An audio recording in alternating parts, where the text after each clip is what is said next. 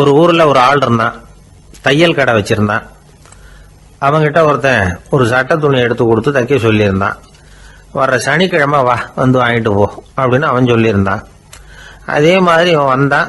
அவன் தச்சு வச்சிருந்த சட்டையை கொடுத்தான். இவன் வாங்கி அங்கேயே போட்டு பார்த்தான். கை நீளம் ஒன்றுக்கு ஒன்று வித்தியாசமாக இருந்தது. வலது கை இடது பக்கத்தை விட நீளம் குறைச்சலாக இருந்தது. அவன் முணுமுணுக்க ஆரம்பிச்சுட்டான், என்ன இது இப்படி தைச்சுட்டியேன்னு. இதுக்கு அவன் சொன்னான், ஐயையோ இதுக்காகவா சங்கடப்படுறீங்க, வலது கையை மட்டும் கொஞ்சம் உள்ள இழுத்தாப்புல வச்சுக்கிட்டீங்கன்னா சரியா போகுது.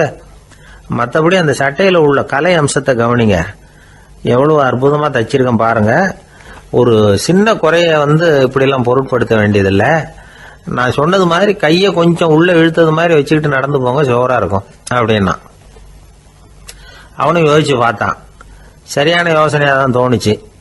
கொஞ்சம் முயற்சி பண்ணி வலது கையை கொஞ்சம் உள்ள இழுத்து சட்டை சரியா இருக்கிறது மாதிரி பண்ணிட்டான். இப்போ மறுபடியும் ஒரு பிரச்சனை. வலது கையை உள்ள இழுத்த மாதிரி அப்படியே வச்சுக்கிட்டதும் முதுகு பக்கம் கொஞ்சம் துணி தளர்த்தியா தொங்குறது மாதிரி தெரிஞ்சது. என்ன இது, முதுகு பக்கம் துணி குவிஞ்சுட்டுதே தொங்குதே அப்படின்னா மறுபடியும், அடடா இதுக்காகவா கவலைப்படுறீங்க, உடம்ப அதுக்கு தகுந்த மாதிரி கொஞ்சம் வளைச்சிக்கிட்டா சரியா போடுது.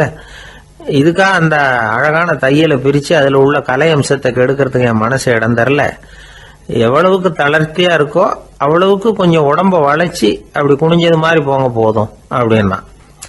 அதுவும் நல்ல யோசனையாக தான் பட்டுது இவனுக்கு. சரின்னு சொல்லிவிட்டு புறப்பட்டான். தெருவில் இறங்கினான். கையை கொஞ்சம் உள்ள இழுத்தான், உடம்ப கொஞ்சம் முன்னால் வளைச்சான், சட்டைக்கு தகுந்த மாதிரி உடம்ப பண்ணிக்கிட்டான். மெதுவாக நடந்து போகிறான். இப்போ எதிரில் இன்னொருத்தன் வரான். இவனை பார்க்கறான். இவன் போட்டிருக்கிற சட்டையை பார்க்கறான். ஆஹா அற்புதம்ங்கிறான். சும்மா சொல்லக்கூடாது, ரொம்ப நல்லா இருக்கு, நிச்சயமா இது இந்த ஊர் மேல தெருவில் இருக்கிற ஒருத்தன் இருக்கானே அவன் தைச்சதா தான் இருக்கணும் அப்படின்னா.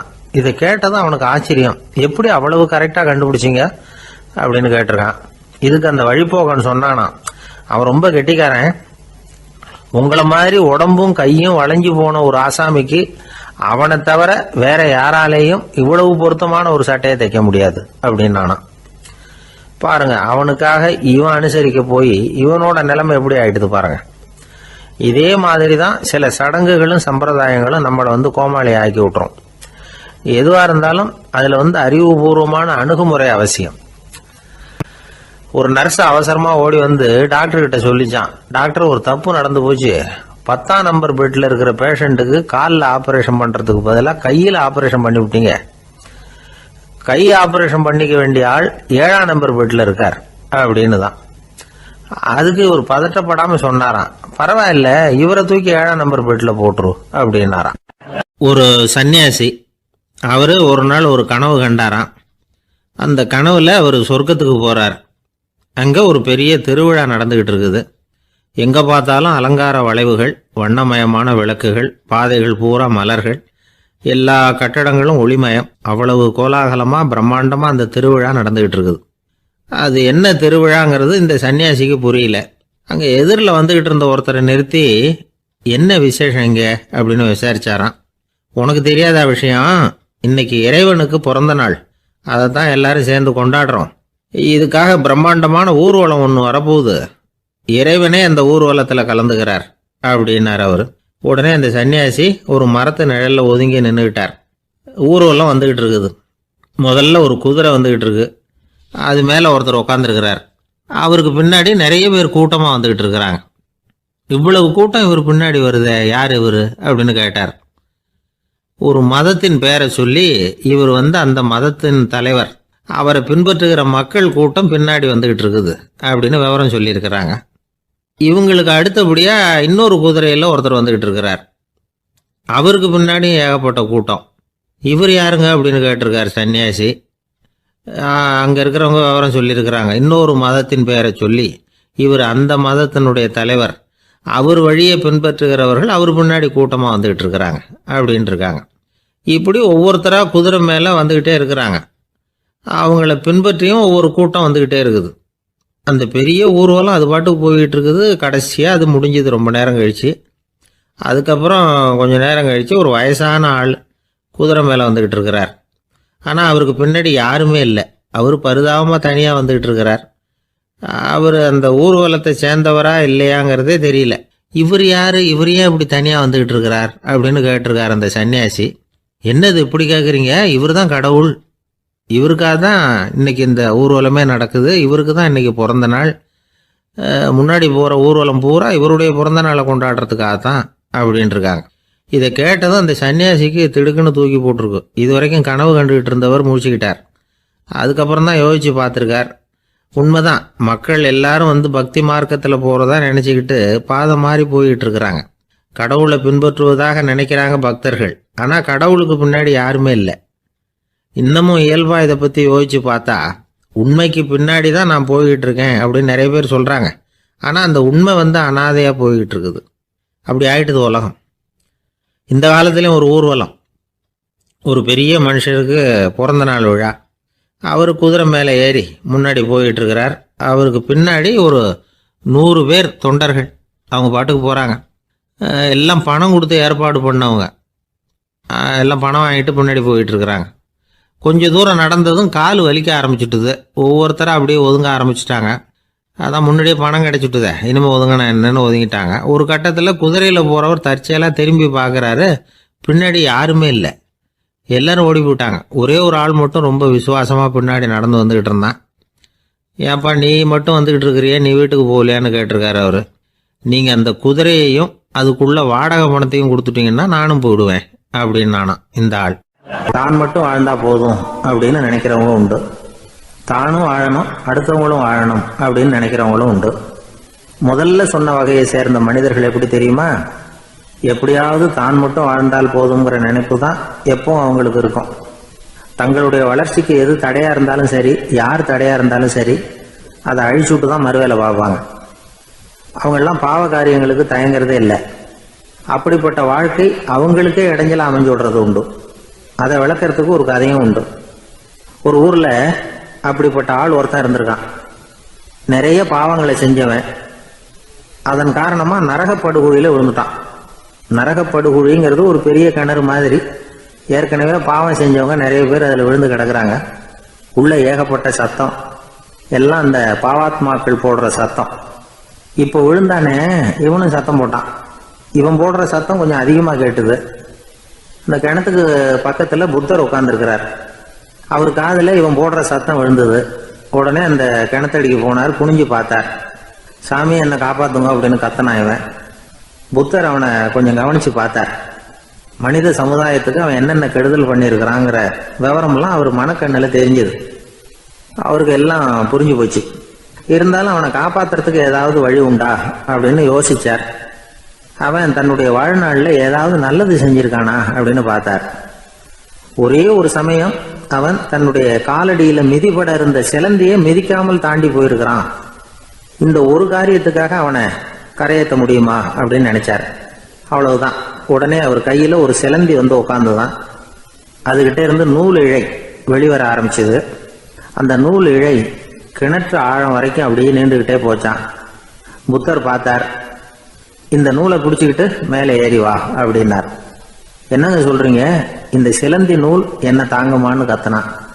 எல்லாம் தாங்கும், அதை பிடிச்சிக்கிட்டு ஏறி வா அப்படின்னார். சந்தேகத்தோடவே அவன் அந்த நூல் இழைய பிடிச்சி இழுத்து பார்த்தா ரொம்ப வலுவா இருந்தது. அவனுக்கு ஆச்சரியம். அதை பிடிச்சிக்கிட்டே மெதுவாக மேலே ஏறி வர ஆரம்பிச்சிட்டான். பாதி தூரம் ஏறி வந்திருப்பான். அப்போ அவன் காலுக்கு கீழே ஏதோ சத்தம். என்னன்னு குனிஞ்சு பார்க்கறான். கீழே கிடந்தவங்க சில பேரும் அந்த நூலை பிடிச்சி மேலே வந்துக்கிட்டு இருக்கிறாங்க. இவனுக்கு கோபம் வந்துட்டுது. தன்னுடைய இடுப்புல வச்சிருந்த கத்தியை எடுத்து தன்னுடைய காலுக்கு கீழே நூல் இழையை அப்படியே வெட்டி விட்டுட்டான். இனிமே நாம மட்டும்தான் மேலே ஏறி வந்துடணும் அப்படின்னு நினைச்சுக்கிட்டான். ஆனா நடந்தது என்ன தெரியுமா? மொத்த நூல் இழையும் அப்படியே அருந்து கீழே விழுந்துட்டுது. அவனும் பொத்துன்னு கீழே விழுந்துட்டான். மறுபடியும் கத்த ஆரம்பிச்சுட்டான். ஏற்கனவே அவன் செஞ்சிருந்த ஒரு சிறு கருணை அந்த நூல் இழைக்கு உறுதியை கொடுத்தது. இப்போ அவன் செஞ்ச பாவம் அந்த நூல் இழைய வலுவிழக்க செஞ்சுட்டுது. அடுத்தவங்களும் வாழணுங்கிற எண்ணம் அவனுக்கு இருந்திருந்தா இப்போ அவனும் கரையேறி வந்திருப்பான், மற்றவங்களும் சௌக்கியமாக வந்து சேர்ந்திருப்பாங்க. அதனால நாமும் வாழணும், அடுத்தவங்களும் வாழணும் அப்படின்னு நினைக்கிறவன் வாழ்க்கையில் சீக்கிரம் முன்னுக்கு வந்துடுவான். ஒருத்தன் ஒரு டாக்டர் கிட்ட போனான், மருந்து வாங்கினான். வாங்கி கொண்டாந்து பேசாமல் வச்சுட்டான், சாப்பிடல. அப்புறம் எதுக்காகப்பா போய் அவர்கிட்ட மருந்து வாங்கினேன் அப்படின்னு கேட்டாங்க. டாக்டர் வாழணும் இல்லையா, அதனாலதான் அப்படின்னா. அவர் கொடுத்த மருந்தை நீ ஏன் சாப்பிடல அப்புறம் அப்படின்னு கேட்டாங்க. நான் வாழணும் இல்லையா, அதுக்காக தான் அப்படின்னா. கடற்கரை ஓரமா ஒரு பெரியவர் கையால மணலை கீறிக்கிட்டே உட்காந்துருக்கிறார். என்னத்தையும் தேடிட்டு இருக்கிறது மாதிரி தெரிஞ்சது. மெதுவா கிட்டத்துல போய் என்னத்தை தேடிட்டு இருக்கிறீங்க அப்படின்னு கேட்டோம். அவரு சாவகாசமா நிமிந்து பார்த்து நிம்மதியை தேடிட்டு இருக்கிறேன்னார். நாங்க ஒரு மாதிரி ஆயிட்டோம்.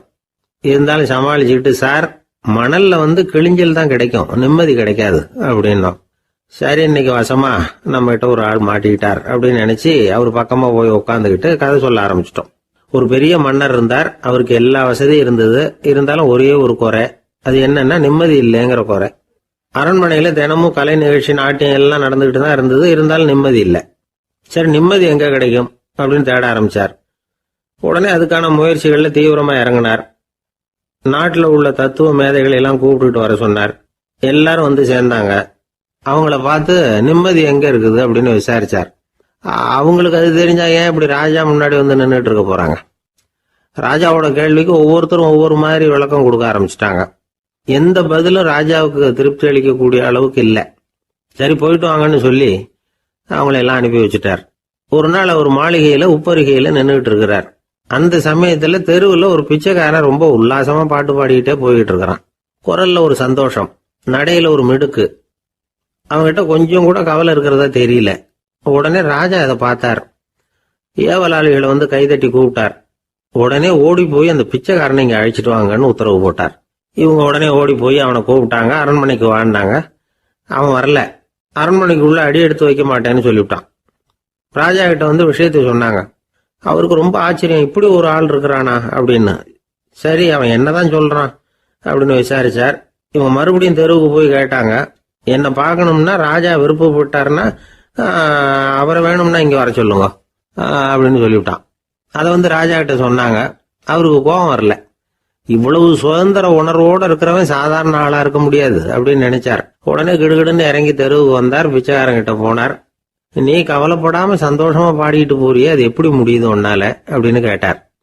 ஏன் அப்படி கேக்குறீங்கன்னா அவன், அதுக்கு இல்ல, எனக்கு அரண்மனையில எவ்வளவோ சுகபோகங்கள்லாம் இருக்கு, இருந்தாலும் நிம்மதி இல்லை. இது ஏன்னு எனக்கு தெரியல. இந்த தேசத்துல உள்ள அறிஞர்களை எல்லாம் கூப்பிட்டு கேட்டு பார்த்துட்டேன், அவங்களுக்கும் தெரியல. உன்னை கேட்டா தெரியும்னு நினைச்சேன், அதனாலதான் சந்திக்கிறதுக்கு ஆசைப்பட்டேன். ஆனா நீ வரமாட்டேன்னு விட்டியே அப்படின்னார். பிச்சைக்காரன் கடகடன்னு சிரிக்க ஆரம்பிச்சுட்டான். மகிழ்ச்சிக்கும் உங்களுக்கும் தடையா இருக்கிறது இந்த மாளிகை தான். இதை விட்டுட்டு வெளியில வந்துட்டா நிம்மதி தேடிட்டு வந்துரும்னா. நான் அரசன், எனக்குன்னு கடமைகள் இருக்கு, அதையெல்லாம் விட்டுட்டு எப்படி வர முடியும்னார் ராஜா. ரெண்டும் ஒரே நேரத்துல கிடைக்கணுங்கிறது முடியாத காரியம். உங்க சுகபோகத்துக்கு விலையாதான் உங்க நிம்மதியை கொடுத்துக்கிட்டு இருக்கிறீங்க. என்ன பாருங்க, என்கிட்ட எதுவும் இல்லை, அதனால எதுவும் போயிடுமோங்கிற பயமும் இல்லை, நிம்மதியா இருக்கிறேன் அப்படின்னா அவன். ராஜா உடனே சந்தோஷப்பட்டு தன்னுடைய மேலங்கியை எடுத்து அவனுக்கு பரிசா கொடுத்தாரான். அவன் சிரிச்சுக்கிட்டே அதை வாங்க மாட்டேன்னு விட்டானான். இதை நீங்க எனக்கு கொடுக்கறதுனால எந்த பயனும் இல்லை, அதே நேரத்துல அதை வாங்கிக்கிட்டேன்னா அடுத்த வினாடியிலிருந்து அதை எப்படி காப்பாத்துறதுங்கிற கவலை எனக்கு சேர்ந்துடும். அப்புறம் தூக்கம் வராது, நிம்மதி போயிடும் அப்படின்னானா. சொல்லிவிட்டு அவன் பாட்டுக்கு சந்தோஷமா பாடிக்கிட்டே போயிட்டான். நிம்மதி எங்க இருக்குங்கிறதையும் ராஜா தெரிஞ்சுக்கிட்டார். அந்த இடத்துக்கு தன்னால போக முடியாதுங்கிறதையும் அவர் புரிஞ்சுக்கிட்டார். இப்படி இந்த கதைய அந்த கடற்கரையில மணலை கீறிக்கிட்டே உட்கார்ந்துருந்தார அந்த பெரியவர்கிட்ட சொல்லி முடிச்சோம். அவர் முகத்துல ஒரு தெளிவு தெரிஞ்சது. எங்களை நிமிர்ந்து பார்த்தார். ரொம்ப நன்றிங்க, இப்ப எனக்கு தெரிஞ்சு போச்சு. நிம்மதி வேணும்னா அதுக்கு என்ன பண்ணணும்னு இப்ப நல்லா புரிஞ்சுக்கிட்டேன் அப்படின்னார். என்ன புரிஞ்சுக்கிட்டீங்கன்னு கேட்டோம். இனிமே இந்த பக்கம் வந்தா உங்க கண்ணுல படாத இடமா பார்த்து உட்காரணும்னு புரிஞ்சுக்கிட்டேன் அப்படின்னார். ஒரு ஊர்ல ஒருத்தர் இருந்தார், ரொம்ப நல்லவர். யாருக்காவது ஏதாவது கொடுத்துக்கிட்டே இருப்பார், கொடையாளி. தினமும் யாராவது ஒருத்தருக்கு ஏதாவது கொடுக்கலன்னா அவருக்கு தூக்கம் வராது, அப்படி ஒரு பழக்கம். அது மட்டும் இல்ல, அவர் கொடுக்கறது அடுத்தவங்களுக்கு தெரியாது, அவ்வளவு ரகசியமா அதை கொடுப்பார். வலது கை கொடுக்கறது இடது கைக்கு தெரியக்கூடாதுன்னு சொல்லுவாங்கல்ல, அது மாதிரி அவர். ஒரு நாள் ராத்திரி அவர் ஏற்கனவே தயாரா கட்டி வச்சிருந்த பணம் முடிச்ச கையில எடுத்துக்கிட்டு வீட்டை விட்டு வெளியில வந்தார். தெருவில் இறங்கி நடந்தார். இன்னைக்கு யாருக்கு தர்மம் செய்யறது அப்படின்னு யோசனை பண்ணிட்டு இருட்டில் நடந்து வந்துகிட்டு இருக்கிறார். யாரோ ஒருத்தர் எதிரில் வர்றது மாதிரி தெரிஞ்சுது. உடனே அவர் கிட்ட போனார். தன்கிட்ட இருந்த பணம் முடிச்சு அவசரமா அவர் கையில திணிச்சுட்டு திரும்பி வந்துட்டார். அப்பாடா, ஒரு வழியாக யாருக்கும் தெரியாமல் இன்னைக்கு தர்மம் பண்ணியாச்சு அப்படிங்கிற மகிழ்ச்சி, மன நிறைவு அவர் முகத்தில். நிம்மதியாக தூங்கினார். அப்புறம் எழுந்திரிச்சார். மறுநாள் காலையில் ஊர் பூரா ஒரே பேச்சு. என்ன பேச்சுன்னா, நேற்று ராத்திரி ஒரு திருடன் கையில் யாரோ பணத்தை கொடுத்துட்டு போயிருக்கிறாங்க அப்படின்னு எல்லாரும் பேசிக்கிட்டு இருக்கிறாங்க.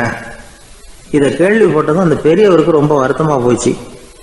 அடடா, போயும் ஒரு திருடனுக்காக உதவி பண்ணியிருக்கிறோம், பிரயோஜனம் இல்லாமல் போட்டுதே அப்படின்னு நினைச்சார். சரி, இன்னைக்கும் யாருக்காவது உதவி பண்ணணும் அப்படின்னு முடிவு பண்ணினார். ராத்திரி நேரம் வந்தது. இவர் வழக்கம் போல் தெருவில் இறங்கி நடந்தார். கையில் பணம் முடிச்சு. எதிரில் ஒரு பெண் உருவம் மங்கலாக தெரிஞ்சது. இவர் உடனே அந்த பெண்கிட்ட பணத்தை கொடுத்துட்டு திருப்தியாக திரும்பி வந்துட்டார். மறுநாள் காலையில் ஊர் பூரா என்ன பேசிக்கிட்டாங்க தெரியுமா? நேற்று ராத்திரி நெறி தவறி நடக்கிற ஒரு பெண்ணின் கையில் யாரோ பணத்தை வச்சுட்டு போயிருக்கிறாங்க அப்படின்னு எல்லாரும் பேசிக்கிறாங்க. அடடா, இன்னைக்கும் தவறுதலாக நடந்து போச்சு அப்படின்னு ஒரு வருத்தப்பட்டார். இருக்கட்டும், இன்னைக்கும் ஏதாவது தர்மம் பண்ணுவோம் அப்படின்னு நினச்சிக்கிட்டாரு. 3வது நாள் ராத்திரியும் புறப்பட்டார். இப்பவும் எதிரில் ஒருத்தர் வந்தார். இவர் பணத்தை கொடுத்தார், திரும்பி வந்துட்டார். மறுநாள் மக்கள் என்ன பேசிக்கிட்டாங்கன்னா, நேற்று ராத்திரி ஒரு செல்வந்தர் கையில் யாரோ பணத்தை கொடுத்துட்டு போயிருக்கிறாங்க அப்படின்னு பேசிக்கிட்டாங்களாம். அவருக்கு ரொம்ப வருத்தமாக போட்டுது. என்ன இது தினம் இப்படி ஆகிட்டு இருக்குதே அப்படின்னு நினச்சிக்கிட்டே படுத்து தூங்கினார். அன்னைக்கு ராத்திரி ஒரு கனவு. அந்த கனவுல இறைவன் வந்து சொன்னாராம், இதை பாருப்பா, நீ கொடுத்த தர்மம் வீணா போயிடல. உன்கிட்ட பணம் வாங்கின அந்த திருடன் திருந்திட்டான், அந்த பொண்ணும் திருந்திட்டா, அந்த செல்வந்தனும் கொடையாளி ஆயிட்டான், எல்லாருக்கும் உதவி பண்ண ஆரம்பிச்சுட்டான் அப்படின்னு சொன்னாராம். இந்த கதையை சொன்னவர் யாருன்னா நபிகள் நாயகம். இதில் உள்ள கருத்து என்னன்னா, நல்ல மனசோட தர்மம் பண்ணுனா அது வீணா போறதில்லை. இன்னொரு கருத்து, தர்மம் வந்து தன்னை மட்டுமல்ல அடுத்தவங்களையும் தீமையிலிருந்து காப்பாற்றும். இதுதான் நாம புரிஞ்சிக்க வேண்டியது. இந்த காலத்திலையும் இது மாதிரி சில சம்பவங்கள் நடக்கிறது உண்டு. ஒரு பெரியவர் இருட்டில் நடந்து வந்துகிட்டு இருந்தாரு. எதிரில் வந்த ஒருத்தன் வலுக்கட்டாயமாக ஒரு கையை பிடிச்சி ஒரு பண முடிப்பை கொடுத்து வச்சுக்க சொல்லிவிட்டு விலகி போயிட்டான். பெரியவருக்கு ஆச்சரியம், இந்த காலத்திலையும் இப்படி வலது கை கொடுக்கறது இடது கைக்கு தெரியக்கூடாதுன்னு நினைக்கிற கொடையாளிகள் உண்டு போல இருக்கு அப்படின்னு யோசனை பண்ணிக்கிட்டே நடந்தார்.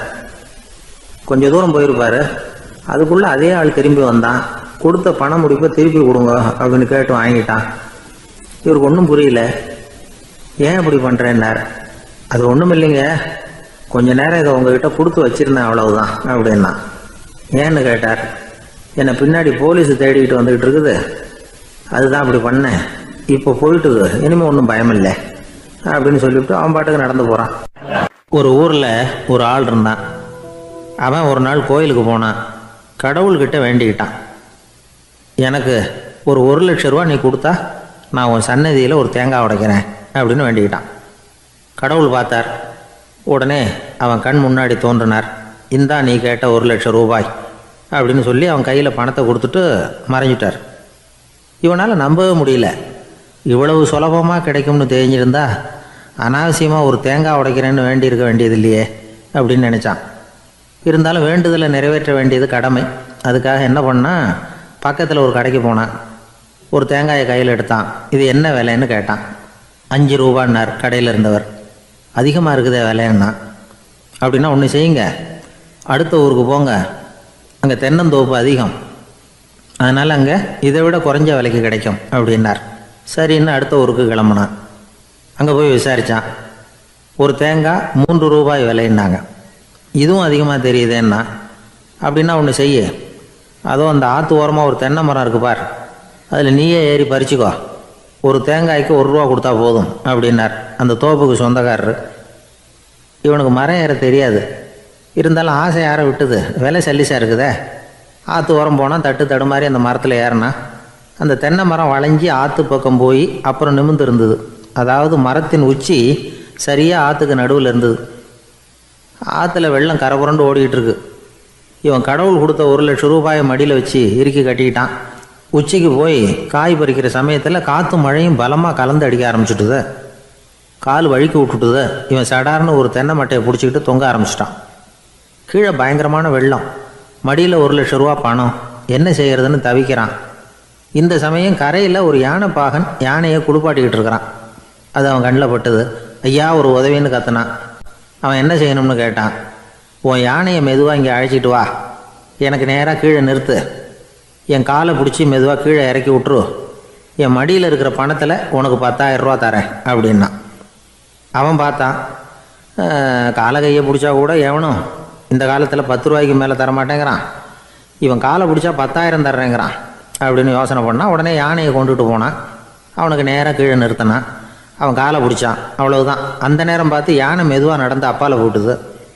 இப்போ யானை பாகன் அவன் காலை கெட்டியாக பிடிச்சிட்டு தூங்குறான். பரிதாபமாக மேலே பார்க்குறான். அவன் மட்டையை பிடிச்சிட்டு தூங்குறான். இப்போ யானை பாகன் சொல்கிறான், தம்பி மட்டையை விட்டுறாத, கெட்டியாக பிடிச்சிக்கோ, நான் உனக்கு 10,000 ரூபா தரேன், இதோ மடியில் தான் வச்சுருக்கேன்னா. மேலே தொங்குறவனுக்கு இந்த நிலைமையிலேயும் ஒரு சந்தோஷம், மேற்கொண்டு ஒரு 10,000 ரூபா நமக்கு கிடைக்கும் போல இருக்கே அப்படின்னு. இந்த சமயத்தில் ஒருத்தன் ஒட்டகத்தை ஓட்டிகிட்டு வந்தான் அந்த பக்கமாக குளிப்பாட்டுறதுக்கு. யானை பாகம் பார்த்துட்டான். ஐயா ஒட்டகக்காரரே, அதை இங்கே கொண்டுட்டு வா, எங்கள் காலை பிடிச்சி பத்திரமா இறக்கி விடு, நாங்கள் பணம் கொடுக்குறோம்னா. அவனும் பணத்துக்கு ஆசைப்பட்டு வந்தான். அவன் காலை பிடிக்கிற சமயம் ஒட்டகமும் நழுவி போட்டுது. இப்போ 3 பேருமே வரிசையாக தொங்குறாங்க. ஒட்டகக்காரன் கத்துறான், தம்பி மட்டையை விட்டுறாத, கெட்டியாக பிடிச்சிக்கோ, நான் என் மடியில் இருக்கிற 5,000 உனக்கு தந்துடுறேன்னா. மேலே தொங்குறவனுக்கு இன்னமும் சந்தோஷம், இவனும் பணம் தர்றேங்கிறான் அப்படின்னா இன்றைக்கி நமக்கு மொத்த பண வரவு எவ்வளவு அப்படின்னு ஒவ்வொன்றா கூட்டி பார்க்க ஆரம்பித்தான். மனக்கணக்கு சரியாக வரல. அதனால் அப்படியே விரலை விட்டு எண்ண ஆரம்பித்தான். அவ்வளவுதான், மட்டையை விட்டுட்டு கை நழுவி வந்துட்டுது. 3 பேரும் பொத்துன்னு ஆற்றுல விழுந்தாங்க. படாத பாடுபட்டு தட்டு தடுமாறி கரைக்கு வந்து சேர்ந்தாங்க. 3 பேர் மடியில் இருந்த பணமும் ஆற்றோட போட்டுது. பேராசை பெருநஷ்டம் அப்படின்னு ஒரு பழமொழி இருக்குல்ல, அதை விளக்கறதுக்காக சொல்லப்பட்ட கதை இது. இந்த காலத்தில் ஒருத்தர் ஒரு நீச்சல் குளத்தில் நீச்சல் அடிச்சுக்கிட்டு இருக்கிறார். காவலுக்கு இருந்தவர் அதை கவனிச்சுட்டார். கரையிலேருந்து சத்தம் போட்டாராம், இதோ பாருங்க, இங்கே ராத்திரி 8 மணிக்கு மேலே நீச்சல் அடிக்கிறது சட்டப்படி குற்றம், அதுக்கு அனுமதி கிடையாது, தெரியாதா உங்களுக்கு அப்படின்னாராம். இதுக்கு அவர், ஐயையோ நான் நீச்சல் அடிக்க வந்தவன் இல்லைங்க, சும்மா சுற்றி பார்க்க வந்தவன், தடுமாறி குளத்தில் விழுந்துட்டேன், நீச்சல் தெரியாது, அதனால் தத்தளிச்சுக்கிட்டு இருக்கிறேன் அப்படின்னு கத்துனாராம். கரையில் இருந்தவர் பார்த்தார். ஓ அப்படின்னா சரி, அதுக்கு ஒன்றும் தடை இல்லை அப்படின்னு சொல்லிவிட்டு அவர் பாட்டுக்கு நடந்து போயிட்டாராம். அவர் ஒரு பெரிய குடும்பத்தில் பிறந்தவர். இருக்கிற சொத்துக்கள் எல்லாத்தையும் வாரி வழங்கி விட்டு காட்டுக்கு புறப்பட்டார் தவம் செய்யறதுக்காக. இருந்தது ஊராவும் கொடுத்துட்டார். இனிமேல் எதுவுமே இல்லை கொடுக்கறதுக்கு. அப்போ கடைசியாக ஒருத்தன் வந்து கையை நீட்டினானா, ஐயா ஏதாவது கொடுங்கன்றிருக்கான். அவர் பார்த்தார், கட்டியிருக்கிற வேட்டியை தவிர வேற எதுவுமே இல்லை. 8 முழம் பட்டு வேட்டி, ஜரிகை கரையோடு இருக்குது. கடைசியாக அதை தான் எடுத்துக்கிட்டு அவர் புறப்பட்டுருக்கார். அவர் பார்த்தார், எதிரில் அவன் பரிதாபமாக நின்றுக்கிட்டு இருக்கிறான். அந்த 8 முழ வேட்டியை 2ஆக கிழிச்சார். 4 முழத்தை அவங்ககிட்ட கொடுத்தாரு. மீதி 4 முழத்தை தன்னுடைய இடுப்பில் கட்டிட்டு அவர் காட்டுக்கு போயிட்டார். இவன் என்ன பண்ணான் தெரியுமா, கையில் கிடைச்ச 4 முழத்தை எடுத்துக்கிட்டு கடை வீதிக்கு போனான்.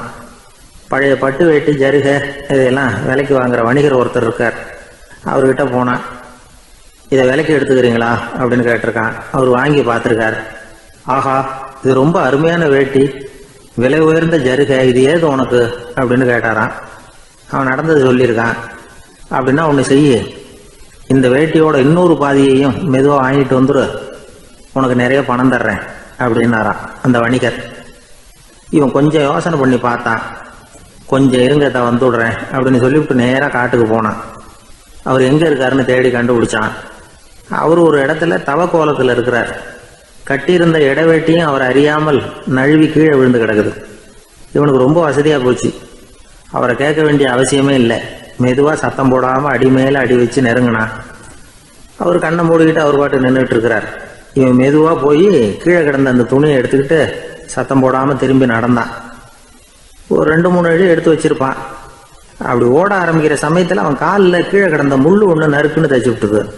வலி தாங்க முடியாமல் அம்மான்னு கத்தியிருக்கான். இந்த சத்தத்தினால கண்ணை மூடி நின்றுகிட்டு இருந்த அவரோட தவம் கலைஞ்சது. மெல்ல கண்ணை திறந்து பார்க்குறார்.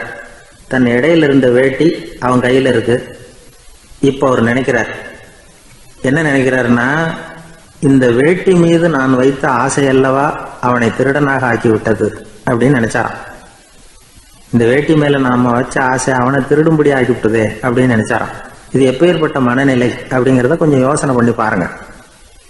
தான் ஒரு பொருள் மேல வச்ச பற்று இன்னொரு மனிதன் திருடனாக ஆகிறதுக்கு காரணம் ஆயிட்டுதேன்னு நினைக்கிறார். அப்படி நினைச்ச அந்த பெரியவர் யார் தெரியுமா? அவர் தான் மகாவீரர். இழந்துட்டேங்கிறிய, நீ என்னத்தை கொண்டுகிட்டு வந்த எங்க இழந்துடுறதுக்கு? நீ என்னத்தை உண்டாக்குன இது அழிஞ்சுட்டுதுன்னு சொல்றதுக்கு? இதுதான் அவருடைய சிந்தனை. இன்றைக்கு நம்ம சிந்தனையெல்லாம் வேற மாதிரி இருக்குது. ஒருத்தன் நடுத்தருவில் உட்காந்து அழுதுகிட்டு இருந்தான். அந்த வழியா வந்தவர் ஒருத்தர், ஏன்பா அழறேன்னு கேட்டாராம். 5 ரூபா சார், இந்த இடத்துல விழுந்துட்டுது, ரொம்ப நேரமா தேடுறேன், கிடைக்காது போல இருக்கு அப்படின்னு சொல்லிவிட்டு அழறான். எப்போ தொலைஞ்சதுன்னு கேட்டாராம் அவரு.